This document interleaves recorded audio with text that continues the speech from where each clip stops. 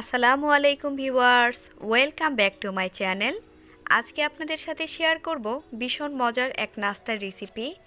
মাত্র 2টি আলু দিয়ে খুব সহজেই এই নাস্তাটি তৈরি করে নেওয়া যায়। হাতে অল্প সময় নিয়েই নাস্তাটি তৈরি করে নেওয়া যায় খুব সহজেই। সহজ রেসিপিতে যাদের নাস্তা তৈরি পছন্দ, আশা করছি আজকের রেসিপিটিও তাদের কাছে ভালো লাগবে। প্রথমেই নিয়ে নিচ্ছি আলু। আমি এখানে মিডিয়ামের চেয়ে একটু বড় সাইজের 2টা আলু নিয়েছি। আলুগুলোকে খুব ভালোভাবে সিদ্ধ করে নিয়ে আমি খোসাটা ছাড়িয়ে নিয়েছি।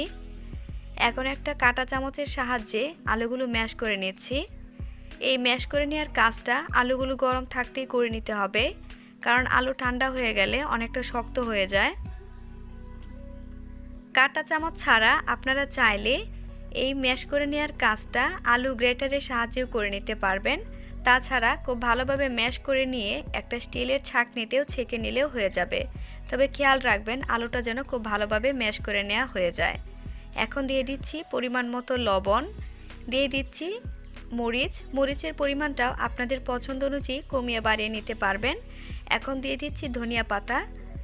মশলাটা খুব ভালোভাবে আলুর সাথে মিশিয়ে নিচ্ছি। আপনারা চাইলে এখানে লাল মরিচের পরিবর্তে আপনারা গোলমরিচও দিতে পারেন। খুব ভালোভাবে মিশিয়ে নিতে হবে। আলুতে যেন গুটি না থাকে সেটা খুব ভালোভাবে খেয়াল রাখবেন।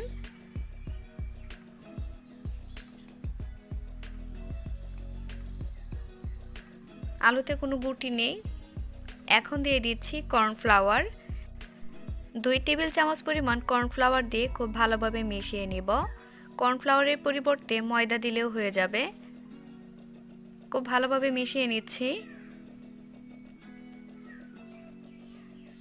ময়দা দিয়ে খুব ভালোভাবে মিশিয়ে নেওয়ার পরও যদি মনে হয় যে আলুর খামিরটা অনেকটা নরম রয়ে গিয়েছে, তখন চাইলে সামান্য পরিমাণে ময়দা অ্যাড করে দিতে পারেন।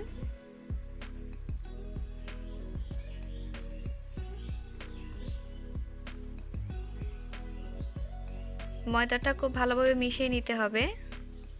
একটা পিঁড়িতে সামান্য পরিমাণ ময়দা ছিটিয়ে নিয়ে আলুর খামিরটা একটু মথে নিয়েছি। এখন 2 ভাগে ভাগ করে অর্ধেকটা খামিরকে আমি একটা রোলের মতো তৈরি করে নেব।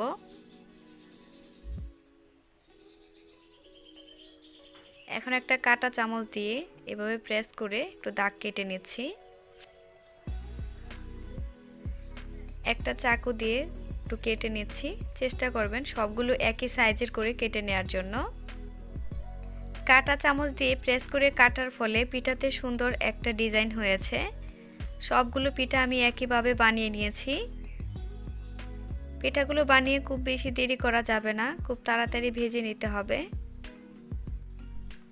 চুলার আঁচ মিডিয়াম টু হাইয়ের মাঝামাঝি রেখে আমি নাস্তাগুলো ভেজে নিচ্ছি। 2-1 মিনিট ভেজে নেওয়ার পর নাস্তাগুলো অনেকটাই ফুলে উঠবে। এক পাশ হয়ে গেছে, এখন আমি 2 পাশই ভালোভাবে ভেজে নেব। দেখতেই পাচ্ছেন অনেক সুন্দর একটা কালার এসেছে। এখন আমি নামিয়ে নিচ্ছি। আপনারা চাইলে আরেকটু কড়া করে ভেজে নিতে পারেন। এভাবে আমি সবগুলো নাস্তায় ভেজে উঠিয়ে নিচ্ছি।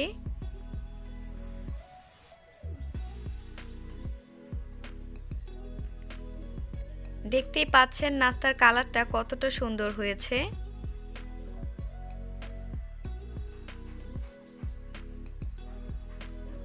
নাস্তাগুলো উপর থেকে দেখতে অনেকটা ক্রিস্পি আর ভিতরটা অনেকটা নরম। অনেক মজার হয় এই নাস্তাটা খেতে। আশা করছি সহজ রেসিপিতে এই নাস্তা তৈরির পদ্ধতিটি আপনাদের সবার কাছে অনেক ভালো লেগেছে। ভালো লেগে থাকলে অবশ্যই বাসায় ট্রাই করবেন আর কেমন হয়েছে সেটা জানাতে ভুলবেন না। ভিডিওটি দেখার জন্য আপনাদের সবাইকে অসংখ্য ধন্যবাদ।